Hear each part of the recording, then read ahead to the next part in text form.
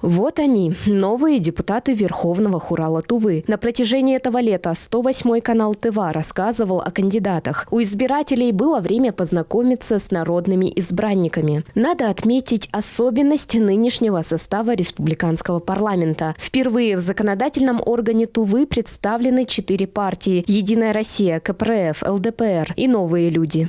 Люди всегда ждут реальных дел, реальных результатов. И неважно, какую партию вы представляете. Предстоит наладить конструктивное взаимодействие с профильными зампредами правительства и соответствующим министерством.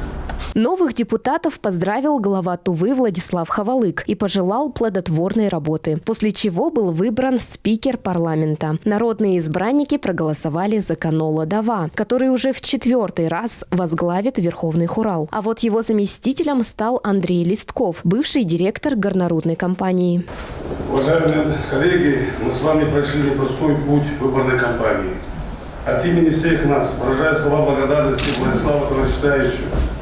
Как глава республики вы приложили все усилия для того, чтобы многонациональный народ республики поддержал нас и нашу народную программу, в которой четко и ясно прописано об ускоренном индивидуальном экономическом развитии нашей республики. В повестке первой сессии также стоял вопрос об избрании председателей комитетов, которыми единогласно стали члены «Единой России». Что неудивительно, из 32 депутатов 26 единороссы. Народные избранники, как они и обещали в своих предвыборных выступлениях, намерены в первую очередь работать с наказами избирателей. 108-й канал ТВ будет следить за деятельностью депутатов. А если в решении своих проблем вы не найдете поддержки у депутатов, то помните, для вас работают Мария Стручкова, Альмира Синди, РТН Андар, 108-й канал.